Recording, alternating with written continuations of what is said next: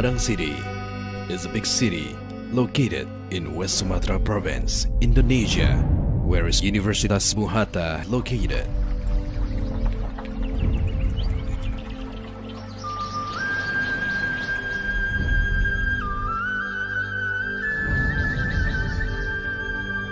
Universitas Bung Hatta conduct a high-quality teaching and research in a highly academic atmospheres and implementing knowledge, technology, arts, and culture in order to improve society life quality.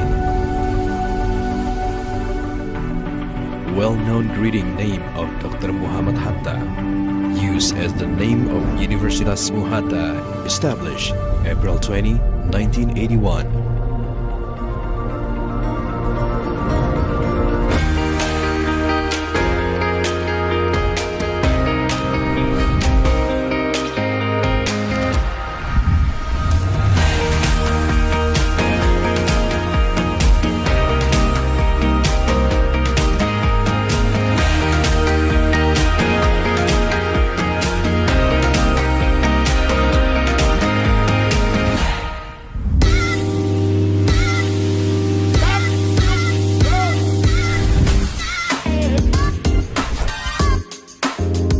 Fakultas Ekonomi dan Bisnis. Let's go.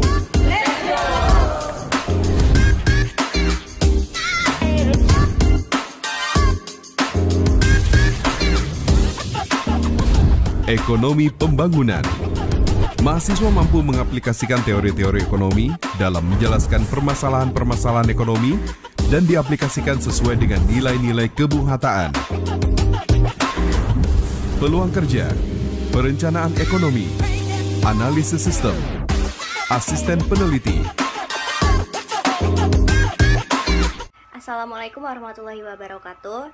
Saya Rosi Tiramarta dari Fakultas Ekonomi dan Bisnis Universitas Bung Hatta, Prodi Ekonomi Pembangunan NPM 201011111038. Baiklah, di sini saya akan menjelaskan tentang ukuran nilai pusat, yaitu yang pertama, pengertian nilai pusat. Nilai pusat adalah ukuran yang dapat mewakili data secara keseluruhan. Artinya, jika keseluruhan nilai yang ada dalam data tersebut diurutkan besarnya dan selanjutnya dimasukkan nilai rata-rata di dalamnya, nilai rata-rata tersebut memiliki kecenderungan terletak di urutan paling tengah atau pusat. Tujuan dari nilai pusat adalah mengukur besarnya nilai pemusatan data yang telah diperoleh dalam penelitian. Jenis dan macam ukuran nilai pusat, yaitu penjumlahan nilai data pengamatan dibagi jumlah data pengamatan. Yang pertama, rata-rata hitung atau MEAN, merupakan nilai rata-rata data yang ada, dan ada dua cara menghitungnya, yaitu rata-rata hitung atau data tunggal, rata-rata hitung data berkelompok. Dan untuk data berkelompok dapat dihitung dengan cara 3 metode. Yang pertama, metode biasa, yang kedua, metode simpanan rata-rata, yang ketiga, metode coding. Ukuran statistik data tidak berkelompok yang terbagi atas ukuran tandensial atau sentral, yang terbagi juga yaitu rata-rata atau MEAN, nilai tengah atau median, modus, dan mode. Ukuran lokasi, yaitu terbagi atas kuartil, desil, dan juga persentil. Ukuran dispersi atau keragaman, yaitu rentang, rata-rata, deviasi, simpangan baku, dan juga ragam.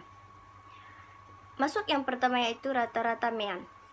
Secara sederhana, rata-rata dapat dipahami sebagai satu nilai yang mewakili seluruh rata seperti rumus berikut ini. Sifat rata-rata yaitu yang pertama, nilai rata-rata hitung dipengaruhi oleh observasi atau pengamatan. 2. Rata-rata paling sering digunakan dan populer sehingga penjelasan mengenai rata-rata tidak diperlukan. 3. Rata-rata dihitung dapat memanipulasi secara aljabar. 4. Rata-rata hitung tidak dihitung dari distribusi yang memiliki kelas terbuka. Nilai rata-rata hitung dapat menyimpang terlalu jauh. Dan 6. Jumlah dari penyimpangan semua nilai pengamatan dengan nilai rata-rata hitung sama dengan 0. Masuk yaitu nilai tengah atau median, merupakan suatu nilai yang terletak di tengah-tengah sekelompok data setelah data tersebut diurutkan dari yang terkecil sampai yang terbesar, sehingga data terbagi dengan jumlah yang sama besar. Sifat-sifat nilai tengah atau median yaitu yang pertama, Median sering digunakan pada distribusi yang mempunyai kecenderungan yang sangat jelek. 2. Jumlah penyimpangan nilai-nilai dari median lebih kecil daripada penyimpangan dari titik yang lain. 3. Jika jumlah penyimpangan dari median dikuadratkan, maka jumlahnya lebih besar daripada jumlah penyimpangan kuadrat nilai-nilai dari titik yang lain. 4. Median dipengaruhi oleh banyaknya observasi, namun tidak dipengaruhi oleh nilai pengamatan. 5. Median didefinisikan dan interpretasikan. 6. Untuk data ganjil, median merupakan nilai yang terletak di tengah sekumpulan data, yaitu diurutan ke n+1/2. 7. Untuk data genap, median merupakan nilai rata-rata yang terletak pada urutan ke n/2 dan n/2+1. Masuk ke modus. Modus merupakan nilai yang paling sering muncul dalam data. Modus sering ditulis singkat atau disimpulkan dengan MO. Sifat-sifat modus yaitu yang pertama, modus tidak sepopuler ukuran rata-rata hitung atau median. 2. Modus dapat ditempatkan pada distribusi yang memiliki kelas terbuka. 3. Dalam seperangkat data, modus bisa tidak ada dan bisa lebih dari 1. 4. Untuk perhitungan-perhitungan secara aljabar lanjut, modus tidak digunakan. 5. Letak modus atau nilai modus yang sebenarnya sukar ditentukan. Karena itu, kebanyakan hanya berdasarkan taksiran dalam suatu distribusi. 6. Modus tidak dipengaruhi oleh bilangan-bilangan yang ekstrim dan kebanyakan hanya berdasarkan taksiran dalam suatu distribusi. 7. Perhitungan modus tidak didasarkan pada seluruh nilai pengamatan, tetapi didasarkan pada individu yang berada ada titik tempat terjadinya pemusatan yang terbanyak. Seperti contoh soal rata-rata nilai tunggal pada kolom di bawah ini, yaitu di atas merupakan data nilai tes mata pelajaran matematika kelas 10 dari 10 siswa. Kita akan menghitung nilai rata-rata dari 10 orang siswa tersebut yang jumlahnya 85 ditambah 78 ditambah 90 ditambah 75 ditambah 92 ditambah 85 ditambah 85 ditambah 82 dan ditambah 96 ditambah 90 yang hasilnya 858. Jumlah data sama dengan 10 dan nilai-nilai rata 858 dibagi 10 sama dengan 85,8. Jadi nilai rata-rata pelajaran matematika 10 siswa tersebut adalah 85,8. Dan soal rata-rata nilai berkelompok pada data di bawah ini, dari rumus tersebut maka mean dari data kelompok di atas adalah 166,33 cm. Yang kedua, contoh soal median. Tentukan median dari data 1, 2, 8, 11, 6, 10, dan 16. Maka pembahasannya urutan datanya yaitu 1, 2, 6, 8, 10, 11, 16. Banyaknya data sama dengan N. N sama dengan 7. Jadi, median data tersebut adalah 8. Contoh soal modus. Modus data tunggal. Untuk memahami modus data tunggal, simak contoh berikut ini. Dari nilai angka yang di atas, modus data di atas adalah 7 karena 7 muncul sebanyak 4 kali. Bilangan selain 7 munculnya kurang dari 4 kali. Masuk kita yaitu ukuran nilai lain. A. Fraktil adalah nilai-nilai yang membagi seperangkat data yang telah terurut menjadi beberapa bagian yang sama, yaitu yang pertama kuartil. Adalah nilai fraktil yang membagi seperangkat data yang telah terurut menjadi 4 bagian yang sama. A. Kuartil data tunggal, yaitu rumusnya QI sama dengan nilai yang ke I N tambah 1/4 dan I-nya sama dengan 1, 2, 3. Dan contoh kuartil data tunggal seperti slide yang di bawah ini. Dan contoh soal kuartil data berkelompok dalam tabel tersebut bisa ditemukan dengan rumus sebagai berikut ini. Yang kedua, desil. Desil adalah titik atau skor atau nilai yang membagi seluruh distribusi frekuensi dari data yang kita selidiki ke dalam 10 bagian yang sama besar yang masing-masingnya sebesar 1/10n. A. Desil data tunggal. Contoh soal desil data tunggal, diketahui data 9, 10, 11, 6, 8, 7, 7, 8, 9, 10, 11. Tentukanlah desil yang kedua, desil yang keempat. Jadi, terlebih dahulu ialah data itu diurutkan.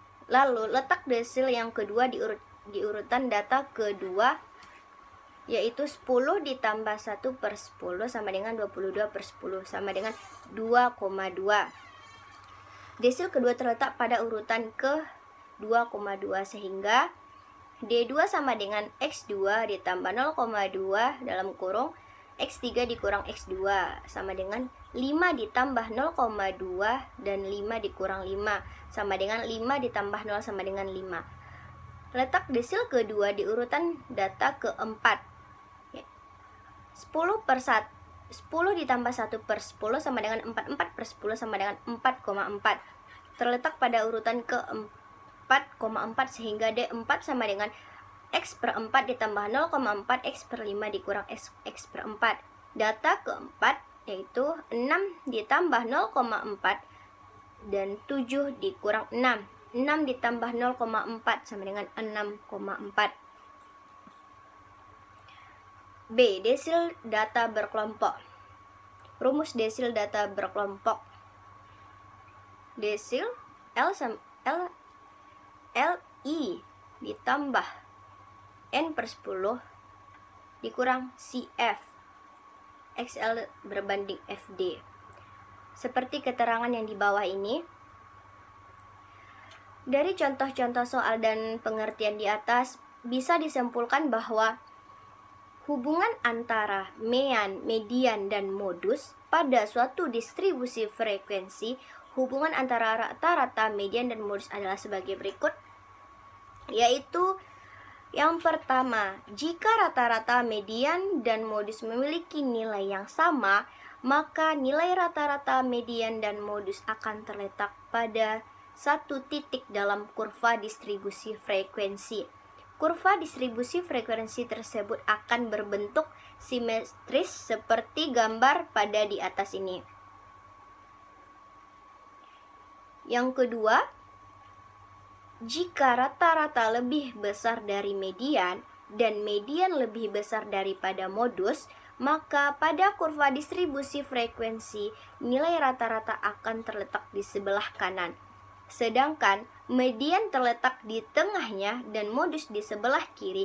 Kurva distribusi frekuensi yang terbentuk adalah miring ke kanan atau kemiringan positif seperti gambar pada di atas ini.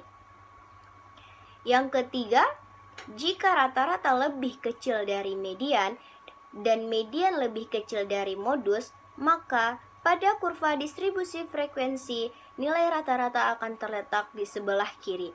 Sedangkan median terletak di tengahnya dan modus di sebelah kanan. Kurva distribusi frekuensi yang terbentuk adalah miring kiri atau kemiringan negatif. Baiklah, hanya itu yang dapat saya sampaikan. Jika ada salah, saya mohon maaf. Wabillahi taufiq wal hidayah. Wassalamualaikum warahmatullahi wabarakatuh.